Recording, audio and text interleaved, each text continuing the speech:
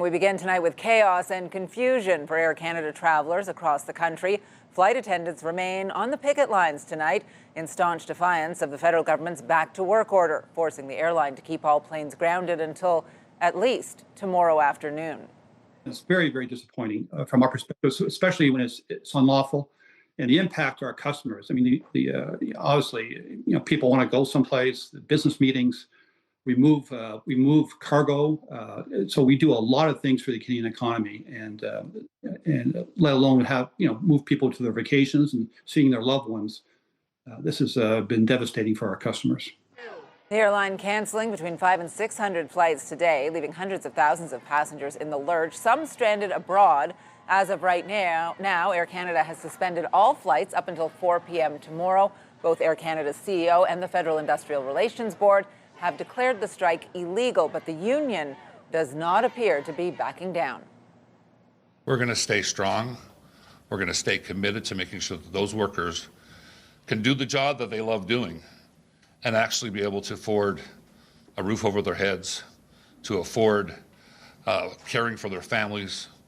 And if it means folks like me going to jail, then so be it.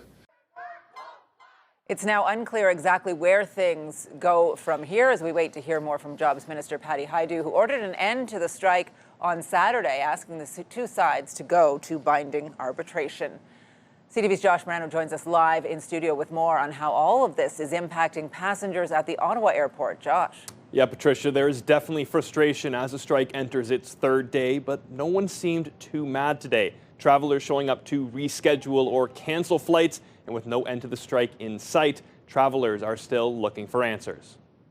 It's been a bit of a nightmare. I've been here 3 days. For Chris Fawcett, getting his family a flight back home to Japan has been more difficult than expected. It's just very frustrating because we think we have something and then the seats disappear on another airline. I try another thing and another thing, and what about this route? And it's just really hard. Fawcett says he's been talking to Air Canada staff at the airport for days after his children's trip was canceled on Saturday. My kids are kind of panicking because they have homework and tests next week, so yeah, I got to get them back. They're not alone. Hundreds of Air Canada flights canceled, leaving passengers looking for alternatives. I didn't receive any confirmation that my flight was canceled, so I tried to, like all of us, try to find a solution to fly tomorrow. It's been tough, and now I'm going back home with a different airline. Meanwhile, outside, the flight attendant strike continues as the union says they will stand firm until their demands are met, even though the government has delivered a back-to-work mandate. If we have to be here for a week, if we have to be here for a month, I don't think that Air Canada will want us that long out here. It's quite obvious that it's hurting them financially, which hurts us financially as well. The whole thing is really sad. I saw that Air Canada had made record profits last year.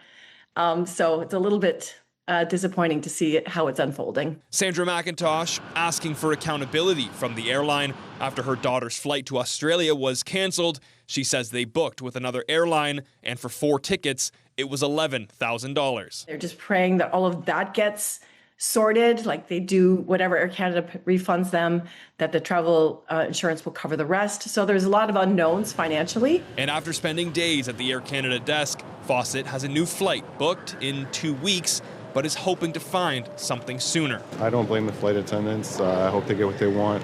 All for that. It's just, our trip is kind of gone down. Now, other passengers I spoke with today say the Air Canada staff have been patient and helpful in trying to find them new flights. But again, with no answers as of now, they're forced to check out other airlines.